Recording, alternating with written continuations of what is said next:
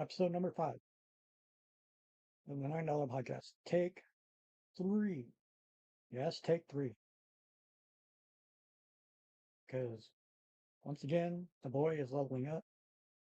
For this is a Shure SM57. All the musicians in the Falcons Nest know what kind of mic this is. It's been trying to get this together. It's always fun. I've already done this podcast like twice already. First a couple times, like, Mike hasn't shown up, so it's like, all right, cool. Yeah. Learn while doing. Beautiful thing. So here we go again. Okay, number 3. Welcome to the $9 podcast.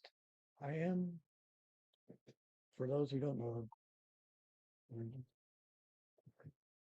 I am the moderator of the Falcons Nest on the Patreon gimmick for Machine Gun and Doc Gallows and the slumming Rocky Romero. I'm doing it for about 9 about month number 7 of this. And this is the fifth podcast. That is trying to upgrade from mediocre to sort of not bad. It's a little bit of time. It's like a little bit. I'm trying to make a point to level up every episode, so when you can look back on this whenever I make the playlist for this public, so you can see the progression of like this train. You can see the progression this thing gets to consider from like episode 1 to now. So what's different this time? Okay, new mic. Yay. What else is new? Well, I don't know. No, you tell me. Oh, wait a minute. Was that blatant product placement? Maybe it was. Maybe it wasn't. It's all in your head. The only way to make sure is to hit the link on the description. I'm going to be description is that damn thing when it uploads, when I make it public, and you can see for yourself. Want to sort of a way to help out your boy, like upgrade more. It's like any little thing helps. Yeah, any little thing helps. It's like I look at it as passive income one way or the other. It's like I'm not expecting to retire into a McMansion over this, doing this shit. It's like enough for gas money, maybe a pizza here or there. It's like, hey, cool, bonus. It's a fun little hobby. It's like, I don't know, it's fun. At the same time, it requires a little bit of effort, a little bit of trial and error, a little bit of, you know, you know, a little bit of trying to get over yourself. Basically, if you're not used to public speaking, basically, listening to yourself listening to yourself talk, and going back and watching the video, and going, wow, I look insane, or why does my face do that, or once you get over that, it's like it's not one hurdle, it's another. You should just try and plow through. Yeah. So what's been going on in the hoot world? Well, the boys have the machine gun posted his itinerary on a couple days ago in the chat for the Falcons Nest for the next 3 weeks or so, and it looks like somebody put on a blindfold, had a handful of darts, and threw it at a mat because it's all there's no rhyme or reason to it. It's basically all it's all over the place. You know, different time zones and different you know, to, you know different time zones like one end from one end of the country to the other country, like 3 or 4 days. Like jet lag, like whiplash. It's like you hope the gun doesn't get delayed anywhere. You know, yeah, he's sort of developing a track record. His flight's getting delayed. It's no fault of his own. It's just that's how it happens that way. It's one of the it's one of those things that you have to deal with when you're a wrestler, especially if you're working like a schedule like you're working like a big schedule like he does, like the boys do, because it's a grind. It's like most wrestlers will tell you that doing the matches itself is great. It's like it's the travel that kill. It's the travel that shortens careers. It's all the travel adds up. It's basically you're playing for hours. Time zones, and you're trying to adjust on the fly. Checking in the hotel room, stepping out of the suitcase. It's like it takes a special breed to do that. Musicians are like that as well. Like, see, musicians can relate to this. It's a new town every day. Yeah, different time zones. Sometimes stuff doesn't work. And you have to, adjust on the fly. And it's, it's real daunting. You have to know what you're getting into. Get into that business. It's like, that's why I have all the respect for them. It's like, that's why I try not to own them at hotels and shit. That's practically the only downtime they have. So they can actually decompress a little. It's like, can't expect them to be on 24/7. It's like, hounding them hounding talent at airports. Like, I saw what happened to Rhea Ripley in France. That's fucking nightmare fuel, right? That's fucking nightmare fuel. But musicians have dealt with that in the past. Like, look way back. Look at Beatlemania. Look at what happened with Elvis and Beatlemania. It's hasn't really the dynamics really haven't changed over that. That type of mania.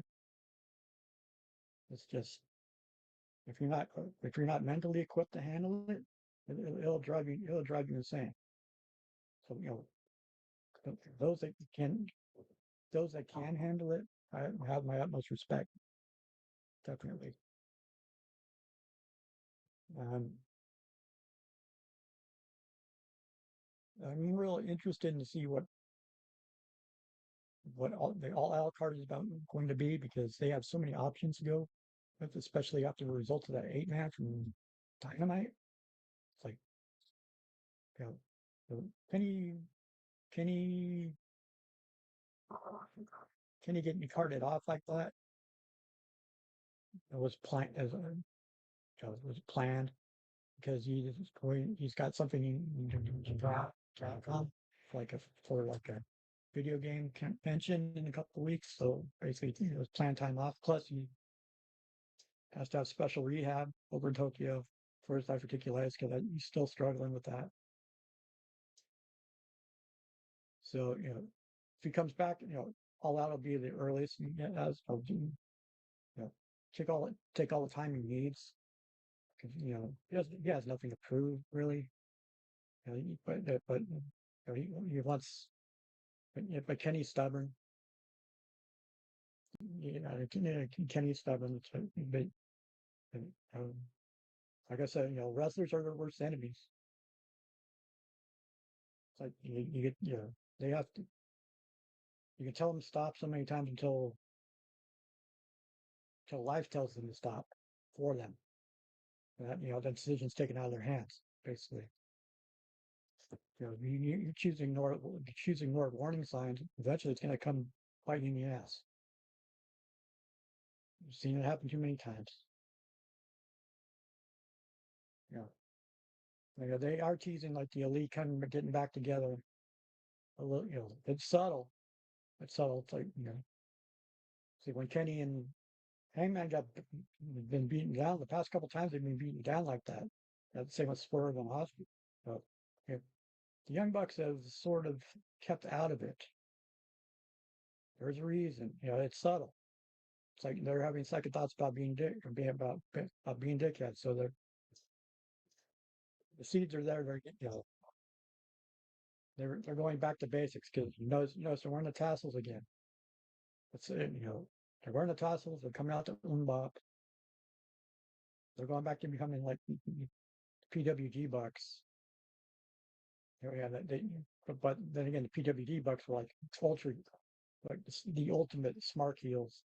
Ultimate, they are way better heels. But if they're teasing OG Bullet Club, I have a feeling that that's what's coming. That's what's coming with the boys because Gun keeps teasing it. New Japan's teasing.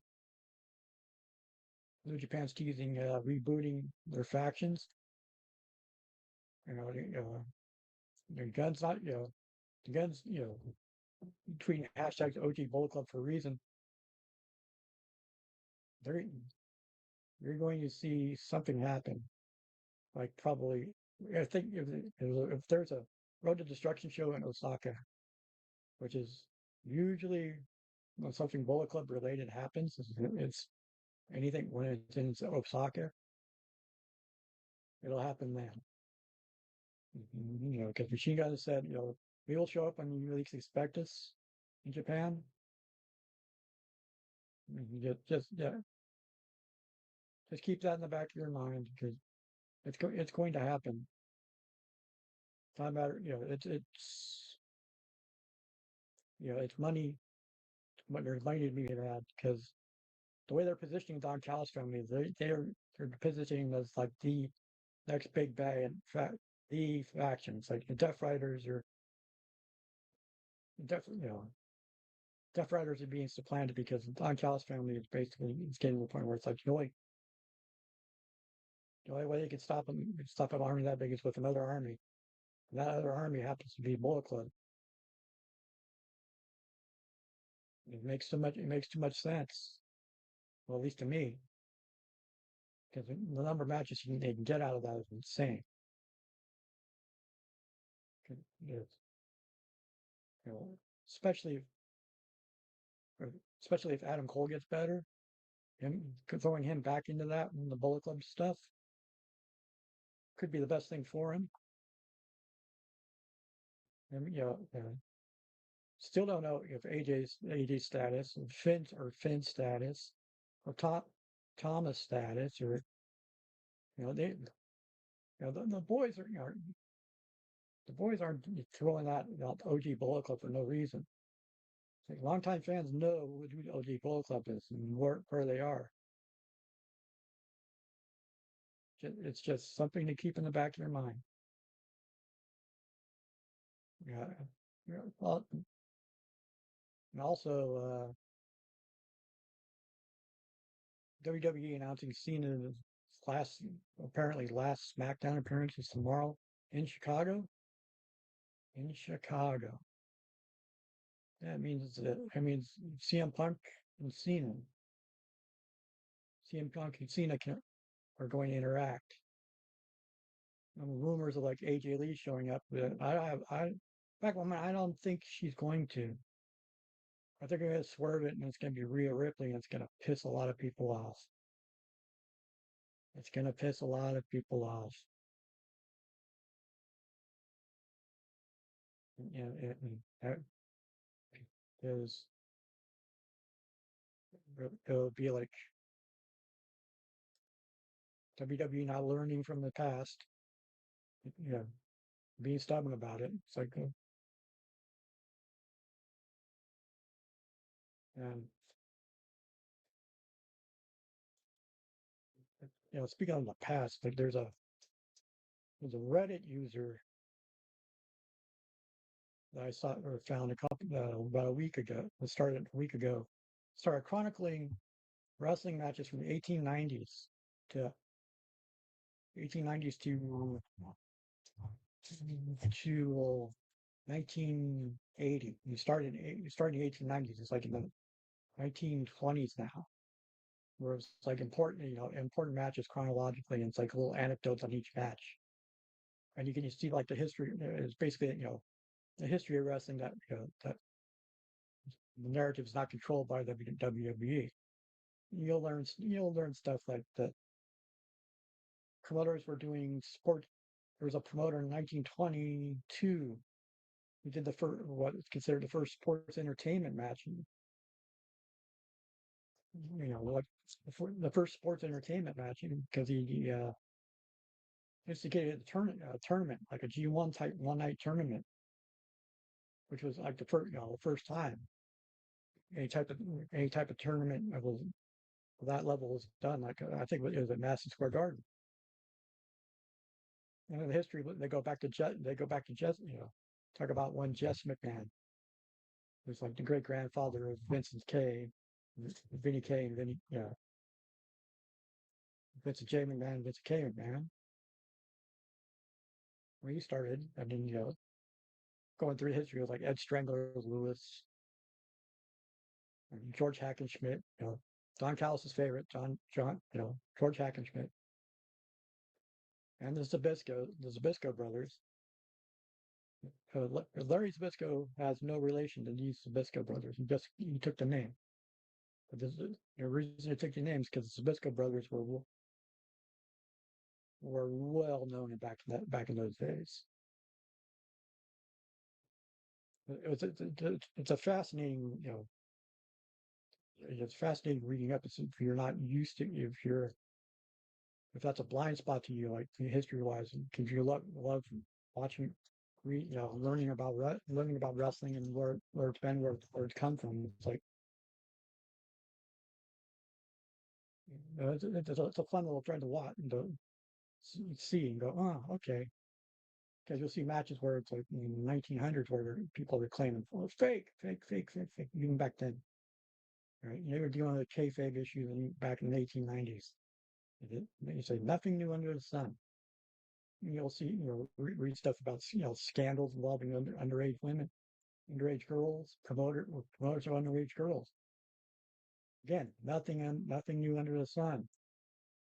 It's like, those who forget history tend to repeat it. See today, see nowadays. And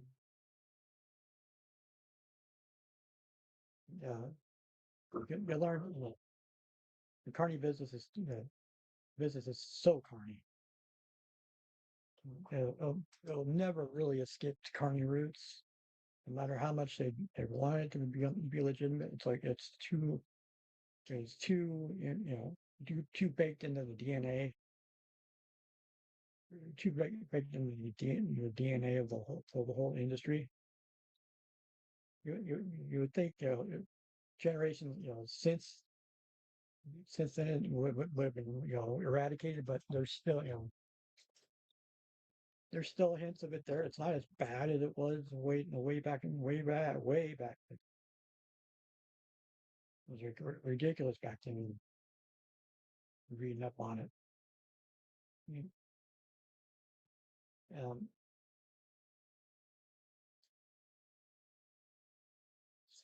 I hope a lot of people can do well. As I read up on the history.